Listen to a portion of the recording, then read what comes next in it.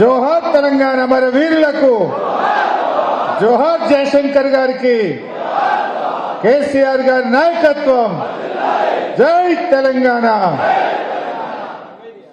సభాధ్యక్షులు గౌరవనీయులు మన సిద్దిపేట జిల్లా బీఆర్ఎస్ పార్టీ అధ్యక్షులు, మన దుబ్బాక శాసనసభ్యులు పెద్దలు అన్న ప్రభాకర్ రెడ్డి గారికి, గౌరవ మన ఈ కార్యక్రమానికి సమన్వయకర్తగా వ్యవహరిస్తున్న శాసన మండలి సభ్యులు పెద్దలు డాక్టర్ యాదవ్ రెడ్డి గారికి, గౌరవనీయులు ప్రతాప్ రెడ్డి గారు మన గజ్వేల్ నియోజకవర్గ ఇన్ఛార్జ్, గౌరవనీయులు రాధాకృష్ణ శర్మ గారు, గౌరవనీయులు కర్రా శ్రీహరి గారు, గౌరవనీయులు భూపత్ రెడ్డి గారు, బాలరంగమన్న గారు, మనోహర్ రావు గారు, మన పార్టీ సీనియర్ నాయకులు, ఉద్యమంలో ఇంజనీర్స్ జేఏసీలో చాలా క్రియాశీలకంగా పనిచేసిన బాలనర్సయ్య గారు, మన హుస్నాబాద్ మున్సిపల్ చైర్మన్ రజితా వెంకన్న గారు, దుబ్బాక గజ్వేల్ మున్సిపల్ చైర్మన్ రాజమౌళి గారు,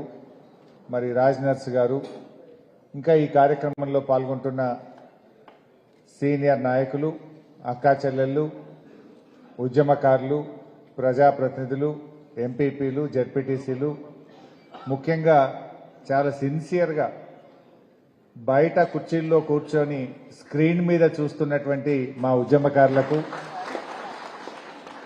పత్రికా విలేకరులకు అందరికీ పేరు పేరున నమస్కారం. నిజంగా చాలా సంతోషంగా ఉంది. చాలా మంది ఉద్యమకాలు కనబడుతున్నారు. ఆనాటి ఉద్యమ జ్ఞాపకాలు గుర్తొస్తా ఉన్నాయి.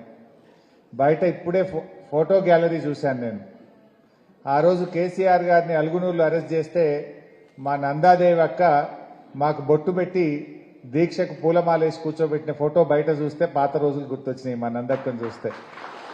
అట్లా ఆ ఫోటోలన్నీ చూస్తుంటే నిజంగా ఆనాటి ఉద్యమ జ్ఞాపకాలన్నీ ఒక్కసారి నెమరేసుకున్నట్టు అనిపిస్తూ ఉంది.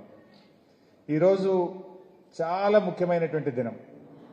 దానికంటే ముందు మా ఇల్లెందుల సీను తమ్ముడు మాట్లాడుతూ ఒక మాట అన్నాడు, దొంగలు వచ్చిండ్రు పందికొక్కులొక్క తిన్నరు బయట పడ్డరు అన్నాడు. సరే జరిగింది. తెచ్చుకున్న తెలంగాణ ఇది పదిలంగా ఉండాలి. వాడోడో బెర్లిన్ గోడలను బద్దలు కొట్టినట్టు, జర్మనీని ఏకం చేసినట్టు మళ్ళా తెలంగాణను ఆంధ్రను కలుపుతామని కొన్ని కుట్రలు చేస్తుంటే కేసీఆర్ గారు ఈ తెలంగాణను కాపాడాలని ఆ రోజు కొన్ని నిర్ణయాలు తీసుకున్నాం. కానీ అర్థమైంది, పాలేందో నీళ్ళేందో అర్థమైంది. తమ్ముడు సీనుకు, ఉద్యమకారులకు, ఈ రాష్ట్ర సాధనలో చెమట చుక్కలు వచ్చిన ప్రతి ఒక్కరికి కూడా నేను చెప్పే మాట ఒక్కటే, ఇక ఆ దొంగల్ని మళ్ళా రానిచ్చేది లేదు.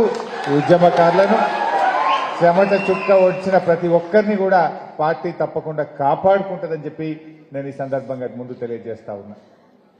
ఇకపోతే నువ్వు కొంచెం మాట్లాడుతుంటే బయటకు పోమ్మా, నువ్వు బయటకు పోయి మాట్లాడుకో. అయితే ఈరోజు ఒక్క విషయాన్ని మనందరం కూడా గుర్తుపెట్టుకోవాలి. నవంబర్ 29 దీక్షా దివస్. ఈ దీక్షా దివస్కు చాలా ప్రాధాన్యత ఉన్నది. అసలు దీనికంటే ముందు ఒక 2 నిమిషాలు అసలు మనం మాట్లాడుకోవాల్సిన అవసరం ఉంది. తెలంగాణ ఉద్యమం అనేది కొత్తది కాదు. రాష్ట్ర ఏర్పాటు నుంచే మేము కలవము అని మన పోరాటం స్టార్ట్ అయింది. 1956లో తెలంగాణను ఆంధ్రలో కలపడం మాకు అన్యాయం జరుగుతుందని ఆనాడే మన పెద్దలందరూ కూడా పోరాటం చేసింది. అంటే పెళ్లి పీటల మీదనే విడాకుల పాట పాడరెవరు, కానీ తెలంగాణను ఆంధ్రాన్ని కలిపేటప్పుడే ఇది శృతిలేని సంసారం అవుతుంది, మా తెలంగాణకు అన్యాయం అవుతుంది, ఈ ఆంధ్రులతో మేము బతకలేము అని చెప్పి 56లోనే ఆనాటి పెద్దలు వ్యతిరేకించింది. సరే బలవంతంగా కలిపింది.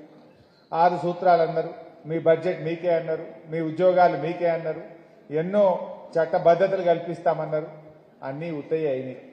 ఆనాటి మన పెద్దలు భయపడ్డ భయాలన్నీ కూడా నిజమైనాయి. ఆ తర్వాత 69లో పెద్ద ఉద్యమం రావడం, 369 మంది చనిపోవడం, అదంతా కూడా మీకు చరిత్ర తెలిసిందే. ఇంకా ఆ తర్వాత ఏమైందంటే ఇక ఏడొస్తే తెలంగాణ, గంత పెద్ద ఉద్యమంలో తెలంగాణ రాలేదు, అన్ని బలిదానాలు జరుగుతున్నాయి తెలంగాణ రాలేదు, 11 ఎంపీలు గెలుస్తున్నాయి తెలంగాణ రాలేదు, ఇంకేమొస్తుందని నీరు గారిపోయిన పరిస్థితి. ఆ సమయంలో దేశంలో కొత్తగా 3 రాష్ట్రాలు ఏర్పడ్డాయి. జార్ఖండ్, ఛత్తీస్గఢ్, ఉత్తరాఖండ్. ఈ 3 కొత్త రాష్ట్రాలు ఏర్పడ్డప్పుడు మళ్ళీ ఆశలు చిగురించినాయి. ఎవరో ఒక నాయకుడు కావాలి అని అందరూ ఎదురు చూస్తున్నారు. ఆచార్య జయశంకర్ గారు పెళ్లి చేసుకోలేదు. ఆయన జీవితమంతా తెలంగాణ కోసం అంకితం చేసింది.